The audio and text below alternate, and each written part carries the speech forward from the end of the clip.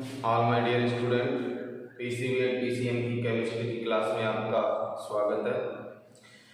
Chemistry के अंदर हमने फर्स्ट चैप्टर स्टार्ट कर रखा था, जिसके अंदर हमारा टॉपिक था जो चैप्टर का नाम ठोस अवस्था। और ठोस अवस्था के अंदर हम क्लासिफिकेशन ऑफ सॉलिड पढ़ रहे थे, ठोसों का वर्गीकरण, जिसमें हमने पहला क्लासिफिकेशन में पहला पॉइंट आणविक ठोस के बारे में कंप्लीट कर लिया था, जिसमें कुछ एक दो पॉइंट रह गए थे।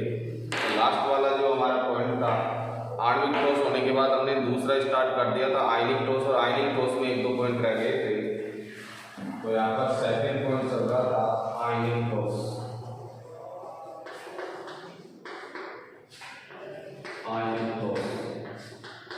आयनिक ठोस में हमने कुछ प्रॉपर्टीज पढ़ी थी, जैसे कि वे ठोस जो आयनों से मिलकर बने होते हैं, ये हम कह रहे थे जो धनायन या ऋणायन से मिलकर बने होते हैं, उन्हें हमने आयनिक ठोस कहा था। तथा इनके आयनों के मध्य स्थिर वैद्युत आकर्षण बल पाया जाता है, जो कि प्रबल बल होने के कारण ये जो ठोस होते हैं कठोर तथा भंगुर प्रकृति के होते हैं, तथा इनके गलनांक और गगनांक के मान क्या होता है, उच्च होते हैं। इसके अतिरिक्त हमने आयनिक ठोस की प्रॉपर्टी में पढ़ा था कि ये ठोस अवस्था में तो विद्युत के कुचालक होते हैं, लेकिन गलित अवस्था में इनके जलीय विलयन में मुक्त आयनों के प्रवाह के कारण ये विद्युत का क्या करते हैं, चालन करते हैं। इसके अतिरिक्त कुछ प्रॉपर्टीज और भी थी, हम लिखेंगे। नेक्स्ट प्रॉपर्टी जिसकी क्या है, आयनिक ठोस की, कि आयनिक ठोस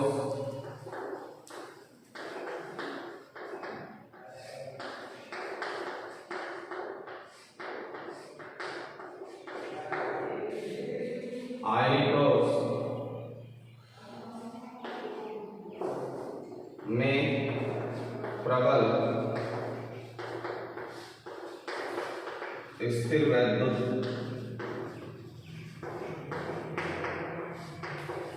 आकर्षण बल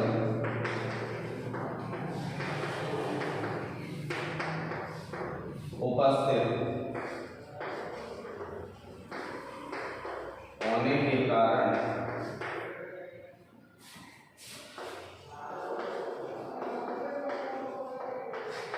ये दृढ़ या मजबूत, ऐसे लिख लो, ये कठोर प्रकृति के होते हैं,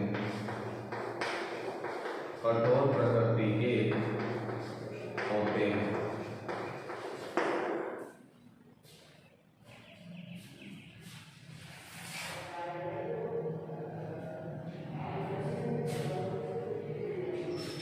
नेक्स्ट प्रॉपर्टी क्या है कि आयनिक ठोस में आणविक इकाइयां नहीं पाई जाती है। देखो, आणविक इकाइयां पाई जाती है आणविक ठोस में। कौन से ठोस में पाई जाती है? आणविक ठोस में। हम कौन से ठोस पढ़ रहे हैं? आयनिक ठोस। तो इसमें तो आयन पाए जाएंगे, ना कि कोई अणु पाए जाएंगे। ये आयन होते हैं जो क्रिस्टल जालक का निर्माण करते हैं, एक क्रिस्टलीय संरचना का निर्माण करते हैं, इसलिए इन आयनिक ठोसों को क्रिस्टलीय ठोस के नाम से भी जाना जाता है। तो नेक्स्ट पॉइंट लिखोगे कि आयनिक ठोसों में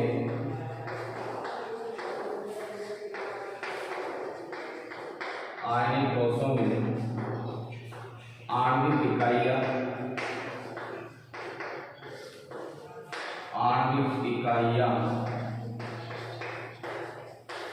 नहीं पाई जाती है।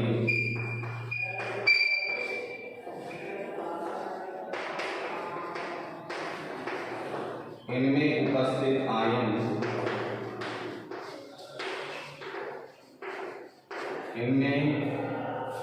उपस्थित आयन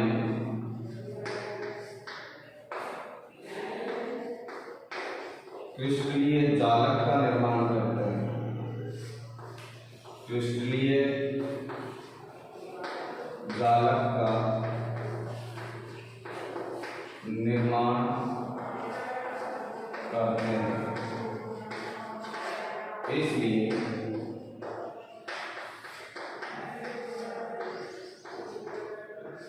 इस प्रकार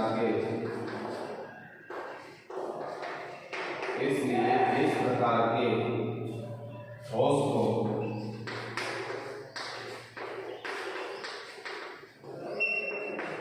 क्रिस्टलीय ठोस भी कहते हैं, क्रिस्टलीय ठोस भी कहते हैं।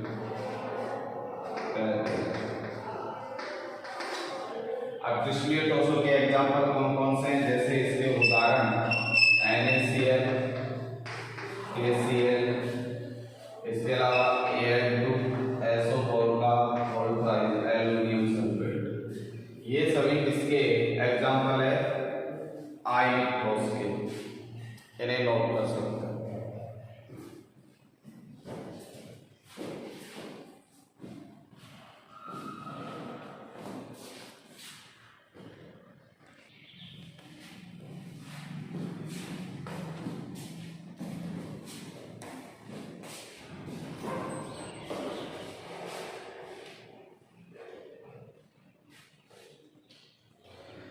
आयनिक ठोस के बाद में हम जो तीसरे प्रकार का ठोस पढ़ेंगे वो होगा हमारा धात्विक ठोस। तो तीसरा प्रकार का ठोस है हमारा धात्विक ठोस।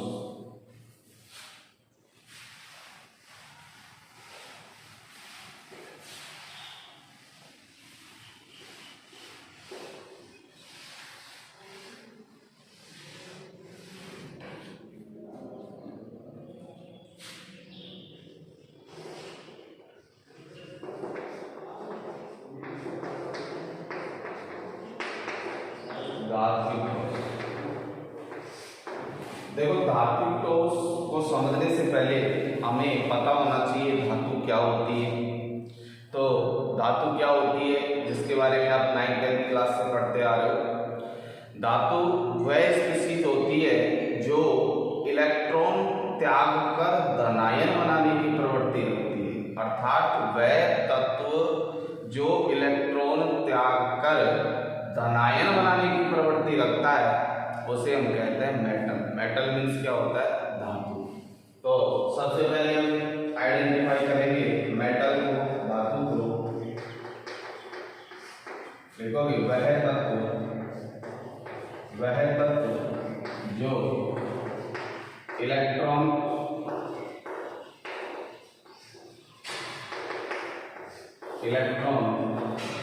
त्याग कर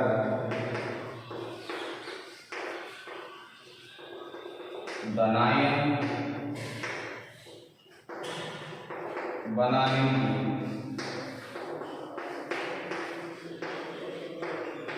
प्रवृत्ति, धनायन बनाने की प्रवृत्ति रखते हैं, उस तत्व को धातु कहते हैं। तो आपको ध्यान रखना है, धातु तो इलेक्ट्रॉन त्यागती है, इसलिए सामान्यतः धातु पर पॉजिटिव चार्ज आता है, और अधातु है जो इलेक्ट्रॉन क्या करती है, ग्रहण करती है, इसलिए अधातु पर हमेशा ज्यादातर नेगेटिव चार्ज आता है। जैसे बात करें हम सोडियम एक इलेक्ट्रॉन त्याग कर बदलता है Na+ और 1 इलेक्ट्रॉन, और फ्लोरीन है जो एक इलेक्ट्रॉन ग्रहण करके इसमें बदल जाती है F-। अर्थात ये तो क्या हो गई, अधातु, और ये क्या हो गई, धातु। तो जो इलेक्ट्रॉन त्यागे वो तो होती है धातु, और जो इलेक्ट्रॉन ग्रहण करे वो होती है अधातु। इलेक्ट्रॉन के त्यागने पर तो बनता है धनायन, और इलेक्ट्रॉन के ग्रहण करने पर बनता है क्या, ऋणायन। जैसे आकर नोट करके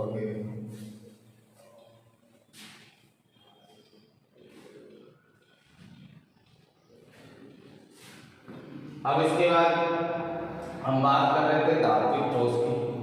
तो नाम से पता लग रहा है, हम इस प्रकार से भी लिख सकते हैं, वे ठोस जो धातुओं से मिलकर बने होते हैं उन्हें हम कौन से ठोस कहते हैं, धात्विक ठोस कहते हैं। ये कहते हैं जिनके अवयवी कण क्या होते हैं, मेटल होते हैं, धातु होती है, उन ठोस को हम कौन से ठोस कहते हैं, धात्विक ठोस कहते हैं।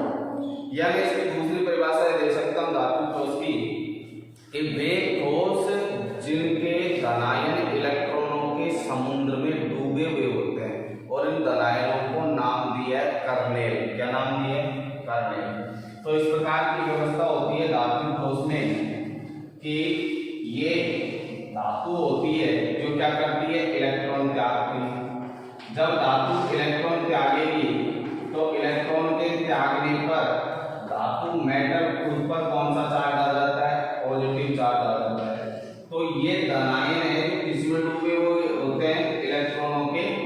समुद्र में। तो इस प्रकार से जब इलेक्ट्रॉनों के समुद्र में जिन ठोसों के अंदर मेटल डूबे हुए होते हैं, ऐसे ठोस को कौन सा ठोस कहते हैं? धात्विक ठोस कहते हैं। तो यहाँ पर धात्विक ठोस की परिभाषा लिखेंगे। धात्विक ठोस वे ठोस जिनके अवयवी कण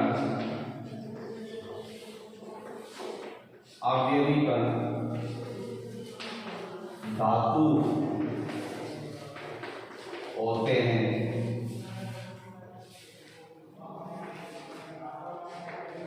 उन्हें धात्विक ठोस कहते हैं।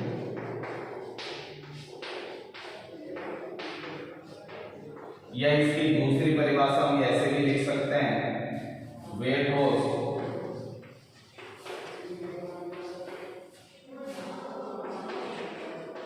जिनके धनायन, और धनायन का दूसरा नाम क्या हो रहा है साइंटिस्ट ने कर लिया, जिनके धनायन इलेक्ट्रॉन के समुद्र में,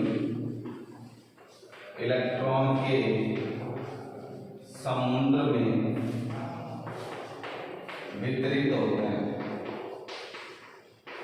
वितरित होते हैं, उन्हें धात्विक ठोस कहते हैं।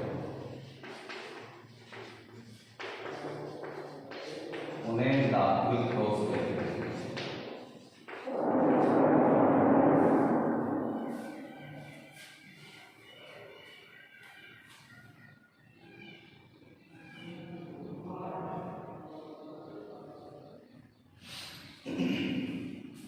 यहाँ पर जो अपन ने पॉजिटिव चार्ज बता रखा है वो तो धात्विक धनायन, धातु के धनायन। धातु धनायन का मतलब किसके धनायन है, और इन धनायनों को किस नाम से जाना जाता है? कर्नेल। और ये जहाँ पर इलेक्ट्रॉन मैंने दर्शा रखे हैं, इसको अपन ने एक साथ लिख दिया इलेक्ट्रॉन का समूह, इलेक्ट्रॉन का समूह। तो इस प्रकार की जो व्यवस्था होती है वो पाई जाती है धात्विक ठोस में। कौन से ठोस में पाई जाती है? धात्विक ठोस में। अब आपने सोचा होगा कि ये धात्विक ठोस में मैंने धनायन कम लिखे और इलेक्ट्रॉन ज्यादा लिख दिए, इलेक्ट्रॉन कहाँ से आ गए? तो ध्यान रखना, धातु एक धातु दो या एक से अधिक इलेक्ट्रॉनों का भी क्या कर सकती है? त्याग कर सकती है। एक ही धातु है जो एक इलेक्ट्रॉन भी त्याग सकती है, दो इलेक्ट्रॉन भी त्याग सकती है, तीन भी त्याग सकती है। जैसे एग्जाम्पल है मैग्नीज।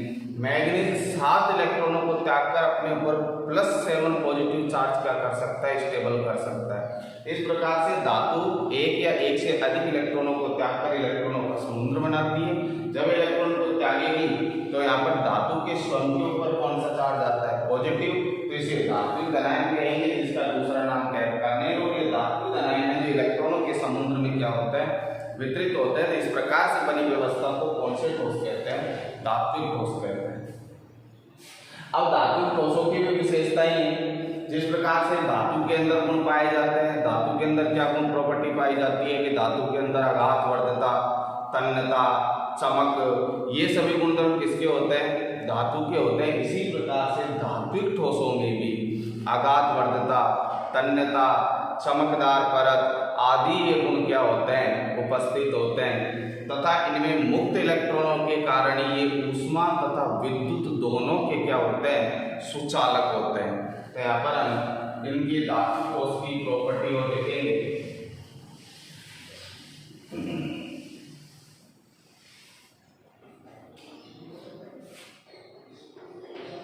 धात्विक ठोसों में तन्यता,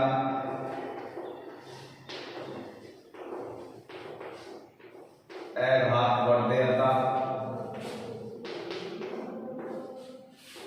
चमक आदि धात्विक गुण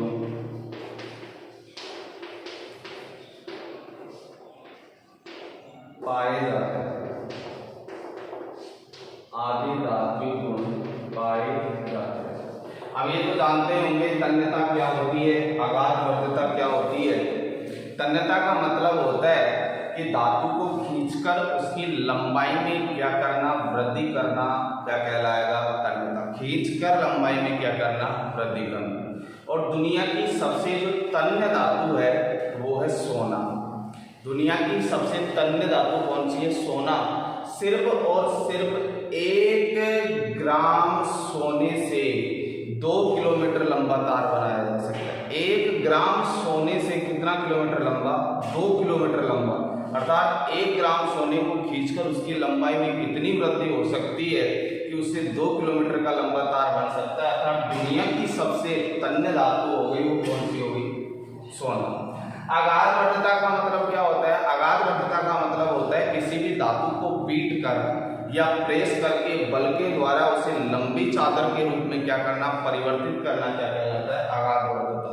तो जिस प्रकार से धातु के अंदर तन्यता, आघातवर्धकता, चमक आदि के गुण पाए जाते हैं, उसी प्रकार से धात्विक ठोसों में भी तन्यता, आघातवर्धकता, चमक आदि के गुण पाए जाते हैं। आपको पता है धातु ऊष्मा तथा विद्युत दोनों की सुचालक होती है। उसका रीजन है क्योंकि धातु मेटल के अंदर ये इलेक्ट्रॉनों को त्यागते हैं और ये इलेक्ट्रॉन होते हैं जो कैसे होते हैं, फ्री इलेक्ट्रॉन, मुक्त इलेक्ट्रॉन होते हैं। इन मुक्त इलेक्ट्रॉनों के कारण ये ऊष्मा तथा विद्युत दोनों के क्या होते हैं, सुचालक होता है। तो नेक्स्ट प्रॉपर्टी के अंदर हम लिखेंगे कि धात्विक ठोसों में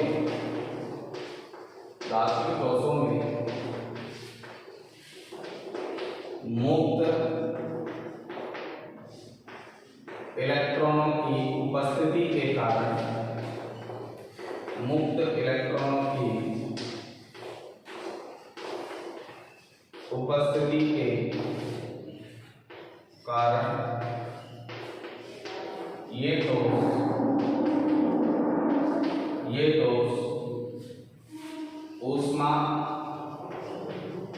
तथा विद्युत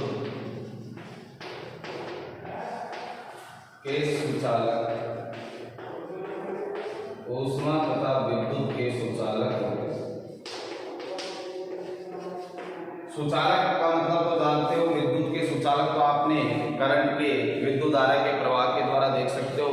ऊष्मा के सुचालक का तात्पर्य क्या है, जैसे आप किसी लकड़ी की छड़ को गर्म करते हो अगले सिरे से, तो लकड़ी की छड़ का जिस हिस्से को आप पकड़े हो वो क्या गर्म हो जाता है। फिर इसी प्रकार से दूसरा एग्जाम्पल आप ऐसे देखोगे कि लोहे की छड़ ली और लोहे की छड़ को अगले सिरे से गर्म करते हो, तो आप देखोगे कुछ समय पश्चात वो जो अगले सिरे से गर्म कर रहे थे वो ऊष्मा प्रवाहित होती होती होती आपने जहाँ तक अंतिम सिरे से पकड़ रखा था वो सिरा भी आपको गर्म महसूस होने लगेगा। तो ये सब जहाँ पर ऊष्मा का, विद्युत का, दोनों का सुचालक होना किसके कारण होता है, मुक्त इलेक्ट्रॉनों के कारण। किसके कारण होता है कि एनर्जी का जो प्रवाह करते हैं इसके अंदर गर्म करने पर, वो किसके कारण होती है, इलेक्ट्रॉनों के कारण। तो इस प्रकार से ये हमने जो तीसरा टाइप पढ़ा वो हमारा हो गया धात्विक ठोस का। अब हमारा जो फोर्थ टाइप चलेगा, चौथे नंबर का, वो है हमारा सहसंयोजक ठोस या नेटवर्क ठोस।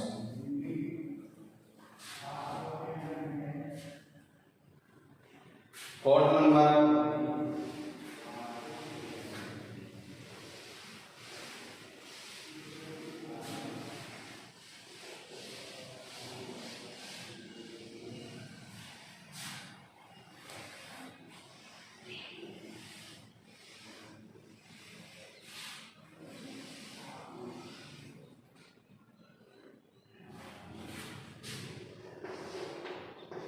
सहसंयोजक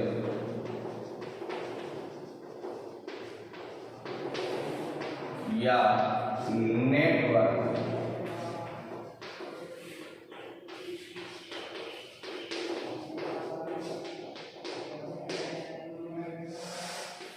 अब देखो सहसंयोजक ठोस या नेटवर्क ठोस किसे कहते हैं। जो सहसंयोजक ठोस जनरली बनते हैं वो होते हैं नॉन मेटल के अर्थात अधातु के। किसके मिलकर बने होते हैं, अधातु के। और नाम से पता लग रहा है इन अधातु या अवयवी कणों के बीच में कौन सा बंध पाया जाए, कोवलेंट बॉन्ड। कोवलेंट बॉन्ड का मतलब कौन सा बंध पाया जाता है, सहसंयोजक का बंध।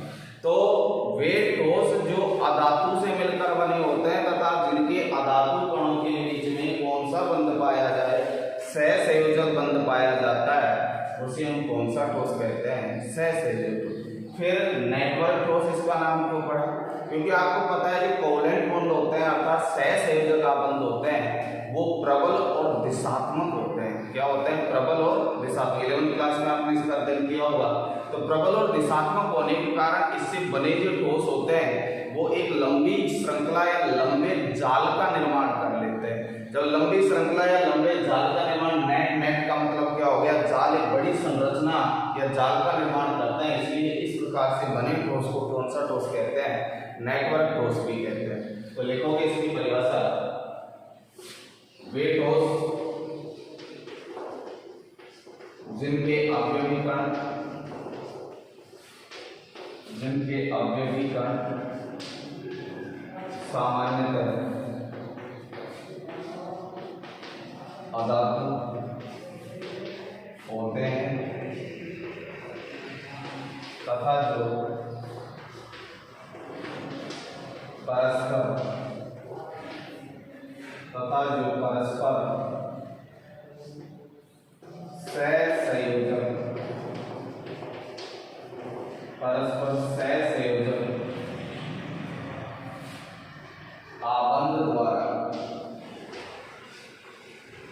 सहसंयोजक आबंध द्वारा बंधित होते हैं।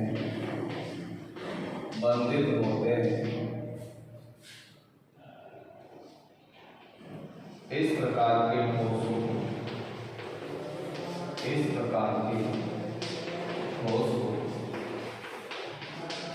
सहसंयोजक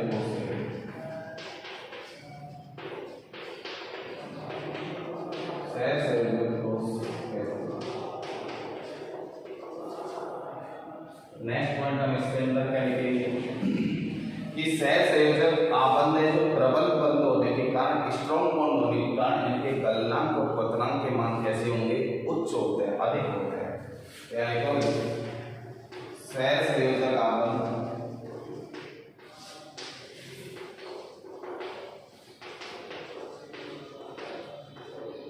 प्रबल बंध होने के कारण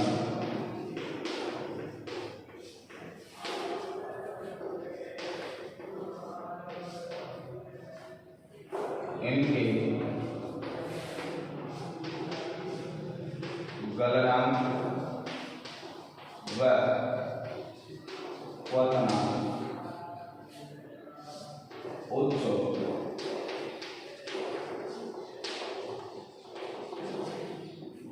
नेक्स्ट पॉइंट हम क्या लिखेंगे कि सहसंयोजक बंध प्रबल तो होते हैं लेकिन प्रबल बॉन्ड होने के साथ साथ कैसे होता है? दिशात्मक होता है। कोवलेंट बॉन्ड दिशात्मक होने के कारण ये लंबे नेट का या जाल का या लंबी श्रृंखला का क्या करते हैं? निर्माण करते हैं। इसलिए इस ठोस को कौन सा ठोस भी कहते हैं? नेटवर्क ठोस भी कहते हैं। तो नेक्स्ट पॉइंट इसके अंदर लिखेंगे कि सहसंयोजक बंध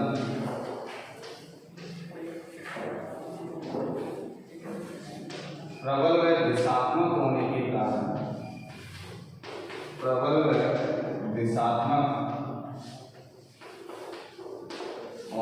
कारण ये लंबी श्रृंखला या जाल का विशाल, लंबे स्थान पर विशाल श्रृंखला या जाल का निर्माण करते हैं। इसलिए इस ठोस को नेटवर्क ठोस भी कहते हैं। नेटवर्क ठोस भी कहते हैं। नोट करोगे इसे।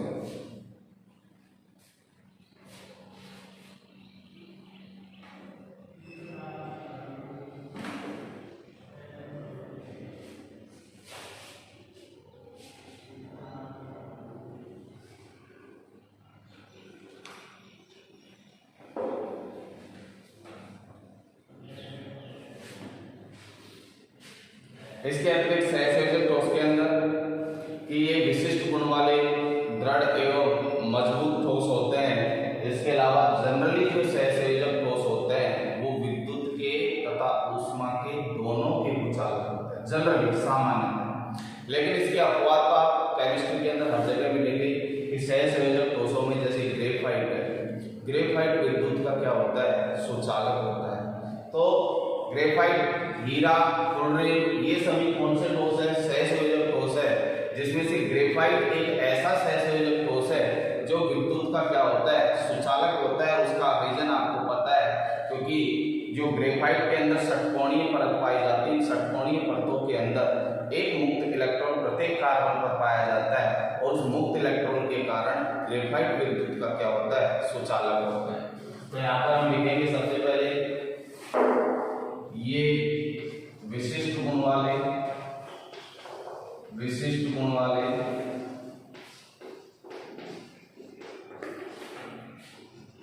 दृढ़ या मजबूत ठोस होते हैं,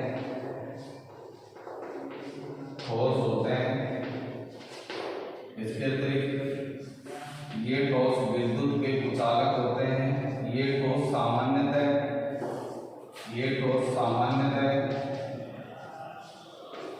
विद्युत के कुचालक होते हैं। लेकिन इसका अपवाद आपको बता दिया मैंने, अपवाद कौन सा है, ग्रेफाइट, जो विद्युत का क्या होता है, सुचालक, इसको हम अलग से पढ़ेंगे। अब सहसंयोजक ठोस के उदाहरण लिख लो।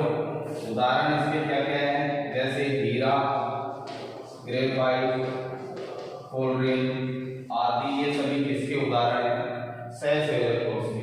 अब ऐसे तो अपने सिलेबस में मेंशन कुछ थोड़ा थोड़ा हीरा और ग्रेफाइट के बारे में, और हीरा ग्रेफाइट के बारे में आप पहले से पढ़ते आ रहे हो कि हीरे के अंदर क्या होता है, हीरे के अंदर प्रत्येक कार्बन का जो संकरण होता है वो होता है sp3। sp3 का मतलब इसकी चतुष्फलकीय संरचना पाई जाती है और चतुष्फलकीय ज्यामिति में व्यवस्थित होकर ये एक विशाल संरचना का निर्माण करता है, जिसे क्या कहते हैं, हीरा कहते हैं। हीरे में प्रत्येक कार्बन का संकरण ध्यान रखना है आपको। संकरण कौन सा होता है, sp3 होता है, जिसमें ये कार्बन मिलकर चतुष्फलकीय संरचना या ज्यामिति का क्या करता है, निर्माण करता है। हीरा एक ठोस या कठोर पदार्थ होता है जिसका उपयोग कांच, पत्थर आदि को काटने में किया जाता है। किसका उपयोग, हीरे का उपयोग। तो हम सबसे पहले इसी के अंदर कुछ थोड़ा बहुत पढ़ लेते हैं हीरे के बारे में। सहसंयोजक ठोस के उदाहरण हैं।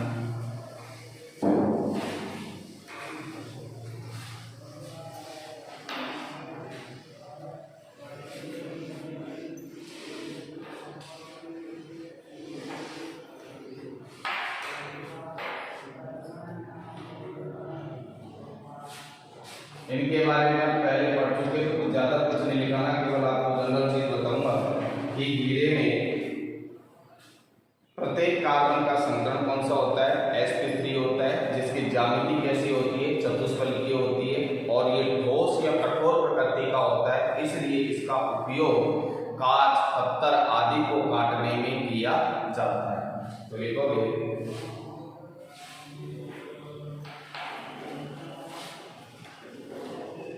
हीरा एक ठोस या कठोर सहसंयोजक ठोस होता है,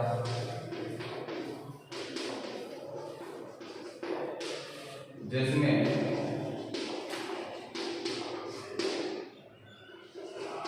प्रत्येक कार्बन sp3 संकरित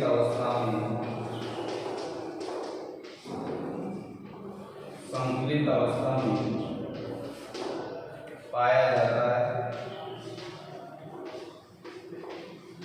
जो चतुष्फलकीय ज्यामिति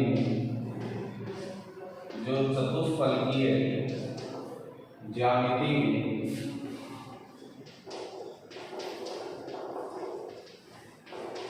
व्यवस्थित होता है। चतुष्फलकीय ज्यामिति में व्यवस्थित होता है। हीरे का उपयोग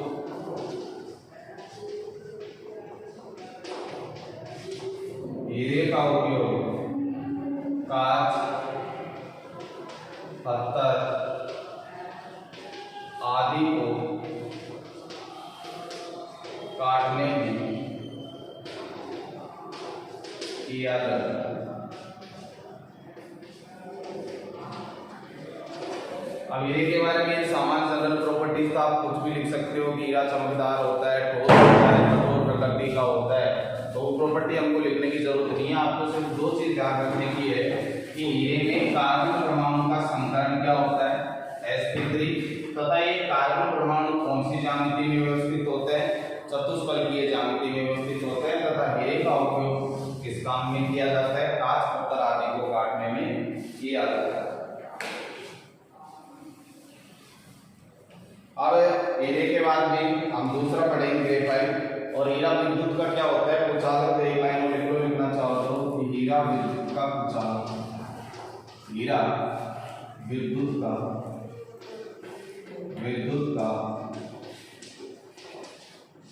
कुचालक,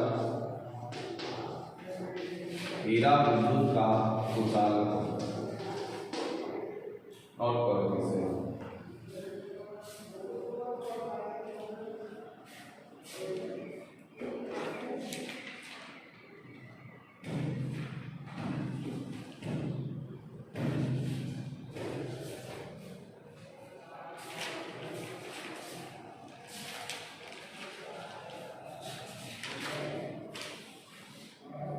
हीरा के बाद दूसरा सेट सोल्यूशन ठोस है, नेटवर्क ठोस है हमारा, वो कौन सा है, ग्रेफाइट। हीरे के बाद हम किसकी चर्चा करेंगे, ग्रेफाइट। ग्रेफाइट में ध्यान रखने की चीज क्या है, आपको ये ध्यान रखना है, ग्रेफाइट में प्रत्येक कार्बन परमाणु का संकरण होता है, वो होता है sp2, जबकि हीरे में क्या होता है, sp3 संकरित कार्बन परमाणु पाया जाता है, ग्रेफाइट में sp2 संकरित कार्बन परमाणु पाया जाता है। हीरे में ये चतुष्फलकीय ज्यामिति में व्यवस्थित होते हैं, जबकि ग्रेफाइट में ये षटकोणीय ज्यामिति या षटकोणीय परतों के रूप में व्यवस्थित होते हैं, एक परत के ऊपर दूसरी परत, दूसरी परत के ऊपर तीसरी परत, और ये परत एक दूसरे के ऊपर क्या होती है, फिसलती है, इसलिए ग्रेफाइट होता है जो मुलायम होता है। ग्रेफाइट क्या होता है, मुलायम होता है। और ग्रेफाइट ध्यान रखना, हीरा विद्युत का कुचालक होता है, जबकि ग्रेफाइट विद्युत का क्या होता है, सुचालक होता है, क्योंकि ग्रेफाइट में कार्बन के पास एक मुक्त इलेक्ट्रॉन पाया जाता है, और इस मुक्त इलेक्ट्रॉन के कारण ही ग्रेफाइट विद्युत का क्या हो जाता है, सुचालक हो जाता है। तो लिखेंगे हम ग्रेफाइट के अंदर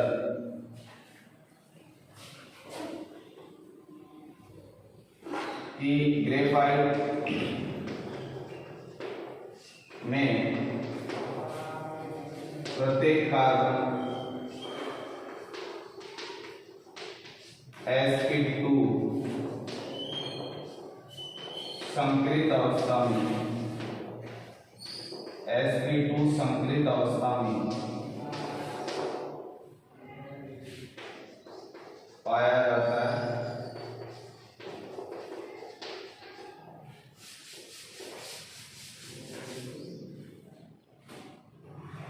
जो कि षटकोणीय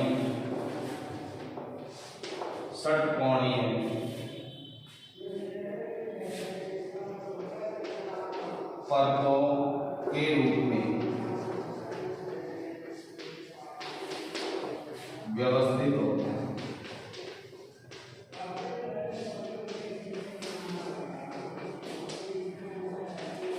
ये षटकोणीय परत, ये षटकोणीय परत एक दूसरे के ऊपर व्यवस्थित होती है,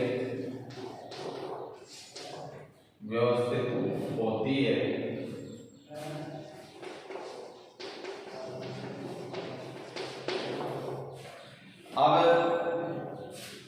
व्यवस्थित होती है एक दूसरे के ऊपर और एक दूसरे के ऊपर फिसलती है, अर्थात ये ग्रेफाइट होता है मुलायम पाउडर होता है। क्या होता है, ये मुलायम होता है। जो मशीनरी आती है मशीनरी में किसका चून डालते हैं, ग्रेफाइट का, जो उनके घर्षण बल को क्या कर देता है, कम कर देता है।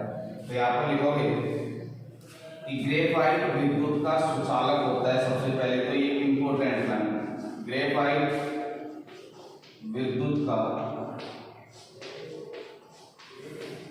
सुचालक होता है। ग्रेफाइट विद्युत का सुचालक होता है क्योंकि ग्रेफाइट में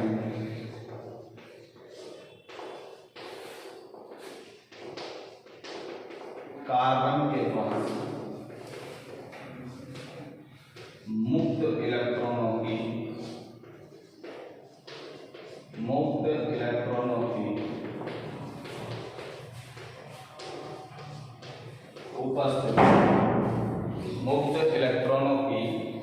उपस्थिति होती है।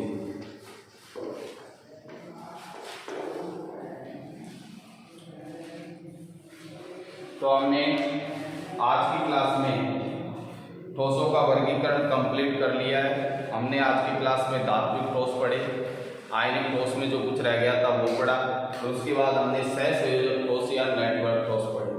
तो इसके बाद नेक्स्ट टॉपिक की चर्चा हम नेक्स्ट क्लास में करेंगे। आज की क्लास के लिए धन्यवाद। जय हिंद।